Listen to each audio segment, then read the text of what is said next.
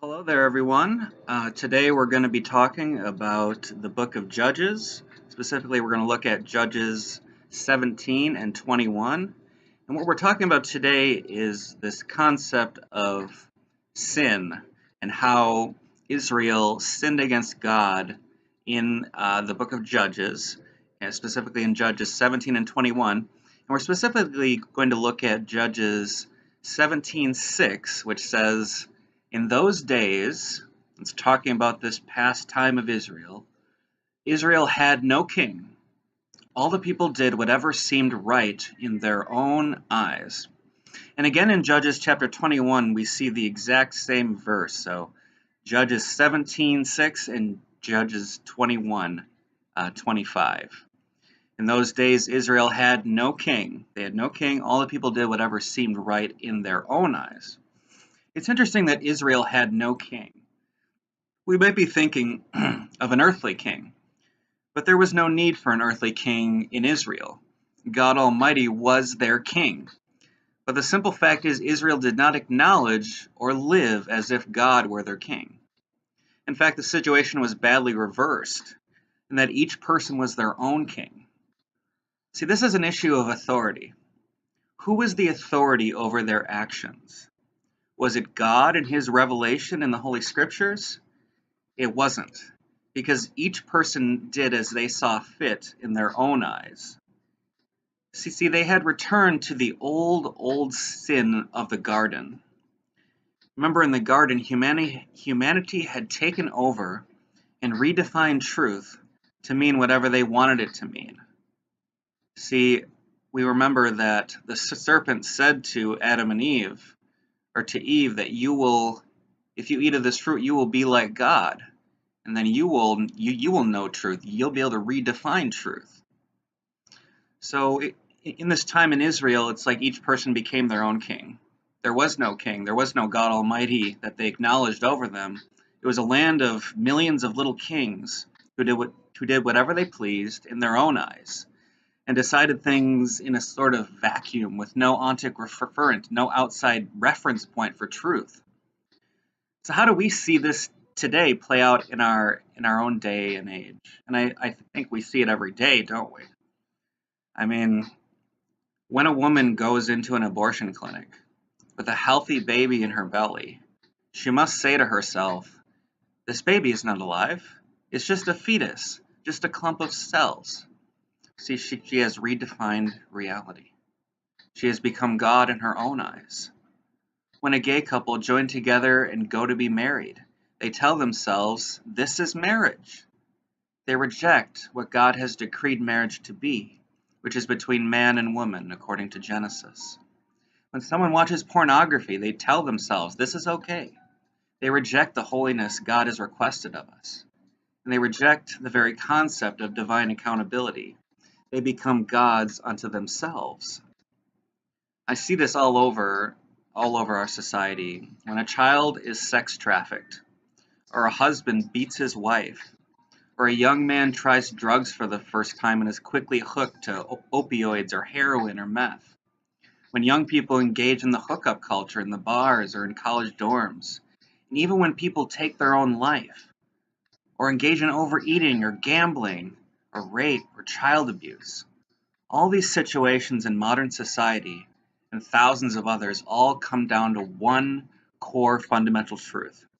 They've traded God's truth for a lie. That's from Romans chapter 1, verse 25. They've chosen to reject God as their king, and they are doing what seems right in their own eyes. And we as humans have an almost infinite capacity for self-deception.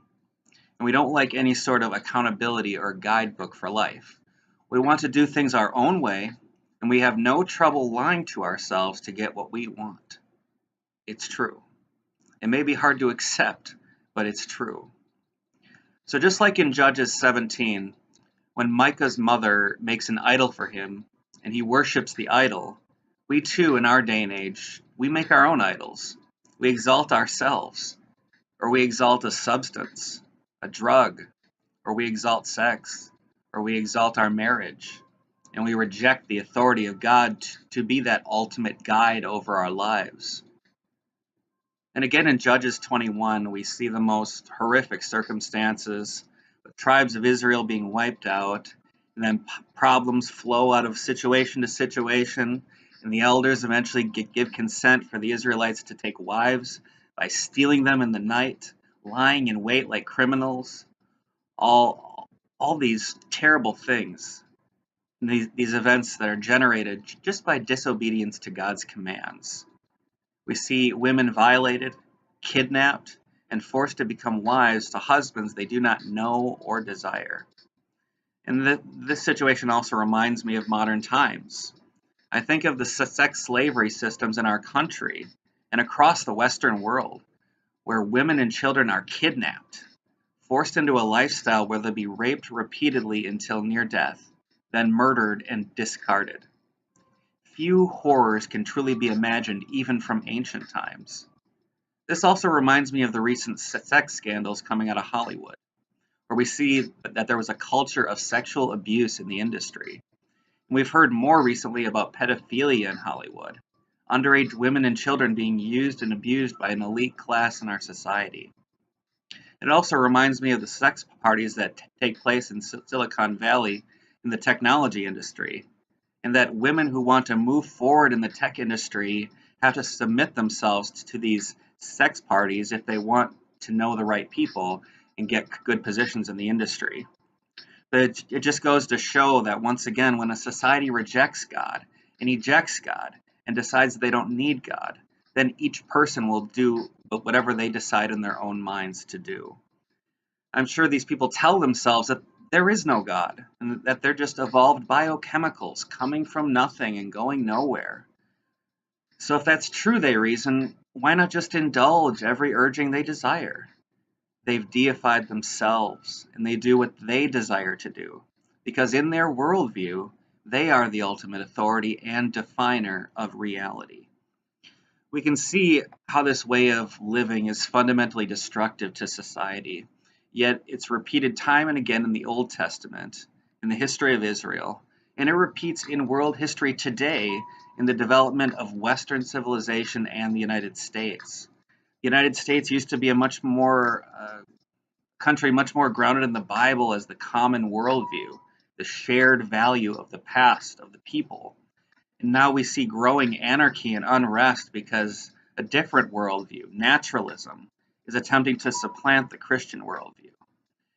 But it wasn't so different in the book of Judges, where foreign nations influenced Israel toward idol worship and anarchy resulted. So ultimately, God defines reality. And if we're to know truth objectively, the best thing we can do is to come into agreement with what God has said about reality and reject our own viewpoints, no matter how compelling they are or how emotionally attached we are to them. Thank you.